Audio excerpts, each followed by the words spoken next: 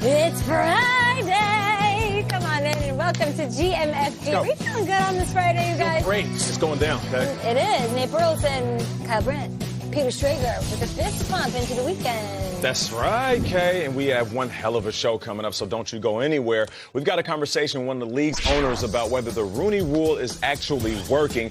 It's a conversation that we have to have. We're going to be talking players. We're going to be talking coaches. We're going to be talking opportunities.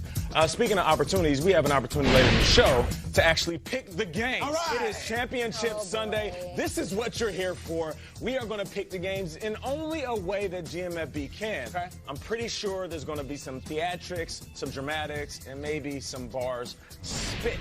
Okay? I need you guys to put your credit cards on the way because Jared and Trent are here. The award-winning segment. Award-winning segment. Let's go. Wall Streeters is back. Listen, you know this is a great segment when I can clearly say that even without me, this is the best segment on the show. Don't go anywhere. Those guys are clowns. Kleenex ready? Oh, man, I'm going to be laughing and crying. I'm going to tape him. That's what I'm going to do today. When you guys are downstairs, I will videotape They need to be what arrested. Nate Burleson looks like. Yeah, you guys be careful down Criminals. That video might be needed as evidence. in these streets at GMFB. It is time for the Lead Block. Championship Sunday is almost here. Taking a look around the league. There's just 2 games left.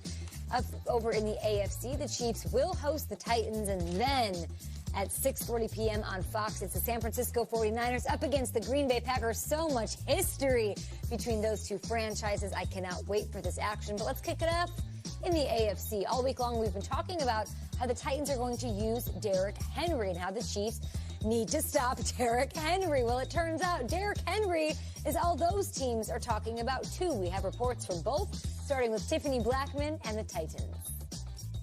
Hey, Derrick Henry said he gets more in a rhythm the more carries that he gets, and that's been evident over the last 3 weeks. In each of those games, he's had 30 carries or more. But let's go back to that Chiefs game. Up until that point, Henry only had one 100-yard game. I spoke with right tackle Jack Conklin, who told me the cohesiveness of their offense started to come together around that game and that it was a do-or-die moment for them. Well, they got the win, and they paved the way for Henry to rush for 188 yards. And ever since then, this has been a different Titans team. I think us is, believing in each other, on all 3 phases, when we out there, out there for practice, competing, getting better, keeping emphasis on what we need to do as a team by what, the plan that's been put in for us to execute. And I think that's what we've been doing collectively together. As for the guys in front of Henry, well, I spoke with guard Roger Saffold, who pointed out at the beginning of the season they were without left tackle Taylor Lewan. Saffold himself was new to the team, and they had a rookie guard in Nate Davis on the line. He said it just took some time, but now we're seeing the group really gel together. Now to James Palmer with the Chiefs. Well, thanks, Tiff. The Chiefs have 3 players that are sub 4.4 wide receivers in McCole Hardeman, Tyreek Hill, and Sammy Watkins. But they'll all say they can do what they do on the deep ball because Travis Kelce works the middle of the field brilliantly. Last week, 3 touchdowns in the second quarter. And there's such a feel between Patrick Mahomes and Travis Kelce. Andy Reid told me in Kelce's routes, there's a lot of liberty for the 2 of them to put their own mark on those plays. He said the understanding that each of them have how they want to play those plays is remarkable. I don't understand how you know when I'm doing that. I knew you were going to turn. There was nothing telling you I was going to do that. And the ball was in the air before I did it. That's what I wanted you to do, and I was like, Even though Kelce dominated that divisional round, he was battling through a knee injury, but the Chiefs believe this week, even though he's been limited, he is in a better spot health-wise than he was a week ago. But Chris Jones, once again, Kay, not practicing. A big hole if he can't go for this Chiefs defense. He's the guy out there to stop Derrick Henry. Hopefully he can get back on the field. Ian Rappaport joining us this morning. What else can you tell us about the health of Chris Jones and about Travis Kelce heading into Sunday's AFC Championship game? Okay, James Palmer mentioned the Travis Kelce injury. He was electric on the field this past weekend, but he was doing it battling through a little bit of pain. From my understanding, he was dealing with IT band tightness in his knee, something that was causing him soreness and discomfort. It actually limited his practice availability last week and has limited his practice availability this week, but it does sound like he's going to be out on the field. He's certainly not going to miss this game for a nagging type injury, but we will see if this is something that plagues him going forward. Thus far, he has been able to grit his teeth and simply deal with it. different situation for Chris Jones. Remember, he tweaked his calf in the middle of last week in practice. It was a game-time decision. There was a little bit of optimism that maybe he'd get on the field. Then he worked out pregame, and there was no optimism. It was obvious he was not ready to go. Such an important player in the middle of their defense. 9 sacks this year, a Pro Bowl disruptor. He has not practiced yet. While Andy Reid said he is improving, if he doesn't get out there on the field today, it does not bode well for him being out there on Sunday.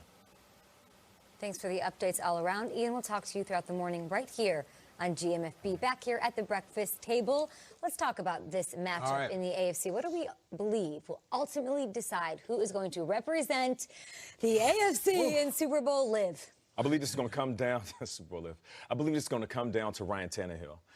I say it all the time that players have opportunities to rewrite their own narratives. Now, speaking of that, one of my favorite games to play, books to read when I was younger, was Choose Your Own Adventure. Love them. And that's exactly what Ryan Tannehill has done. You got to think about it. He had more opportunities to play elsewhere, sign for different types of money, different amounts of money, and be in different situations. He chose to go to Tennessee, be a backup, because he believed there was an opportunity for him to play. And I say it all the time, history repeats itself.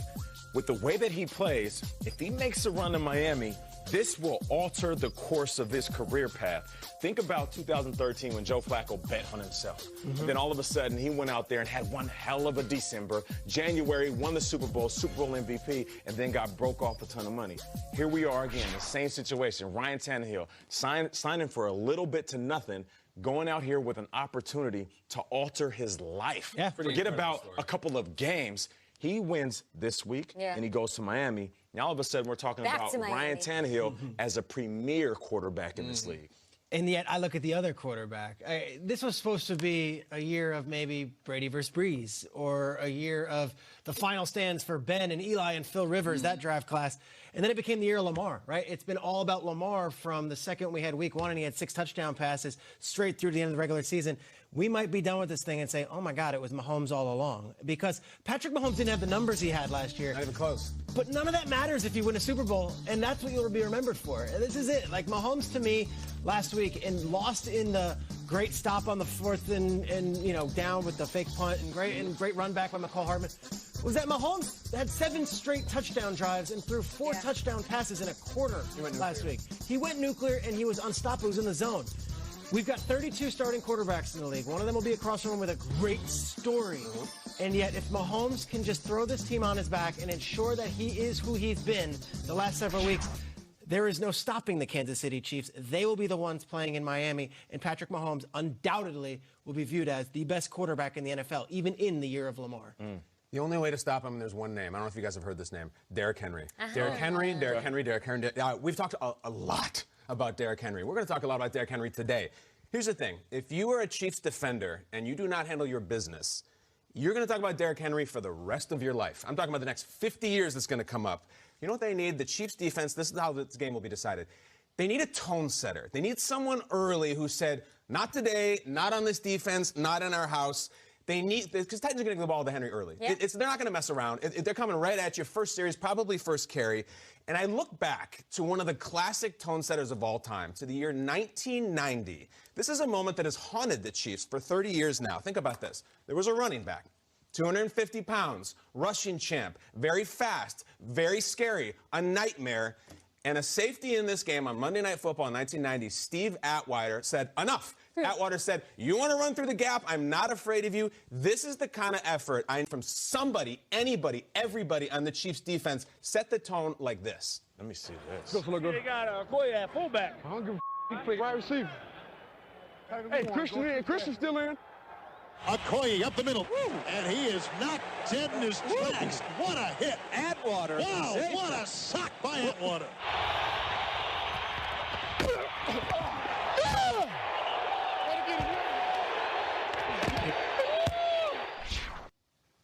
Does anybody in KC want to do something about that? Does anybody want to right that wrong? Steve Atwater, that changed his life. It changed Okoye's life. Atwater says to this day, people stop him in airports. They pick up his checks about that hit. This is a guy who could go to the Hall of Fame. It's one play, set the tone, win the game. Anybody. Dirty Dan Sorensen, Honey Badger, Frank Clark, find 22 and unleash hell on him or it's going to be a long day. Set the tone. You got to have it. What are you two looking at each other for? Oh, man, that hit got me feeling some type of way. This is like punch your own bones up. I know. You know, it's funny, though, but you bring that up. And Honey Badger did come out and said, listen, it is what it is. We got to stop Derrick Henry. If we want to go to Miami, Stop 22. we got to hit him.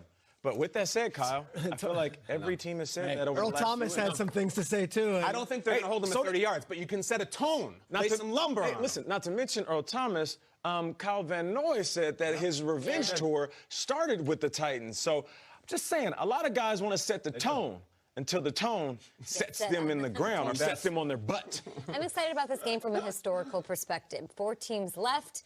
In the AFC, I'm looking at Norma Hunt. I hope there's a camera on her the entire time. It's the 100th year of the NFL. There are less than 20 human beings on planet Earth who have been to every Super Bowl. She's the only one. She's the only woman that we know of that has been to every Super Bowl. It's also the 60th year of the Chiefs. They're celebrating that. Of course, they haven't been to a Super Bowl in decades. So for her to be able to be there, and she's hosted an AFC championship game before, but to win one, to raise the Lamar Hunt Trophy in honor of her late husband would be amazing. She's known as the First Lady of Football. Jane Skinner did a tremendous job profiling her and what the game means to her in a lifetime of Sundays. Take a look at a little clip. They grew up loving sports, so that as soon as they could walk and talk, they were all ready to come. They really enjoyed staying in the stadium. It is fun to hear the stadium come to life when you're in it and to try to get ready before the guests come. Love the jacket, woo! She's incredibly gracious. Your uniform, I couldn't help but admire it earlier. I just could barely take my eyes off it. You have to earn all of that, and I can't imagine how hard that was. My mom has a hand in making people feel special, and all the while she's out running her own successful businesses. My mom is an avid investor. She built a wine business and now produces a terrific wine. And most importantly, though, is she made us all feel loved.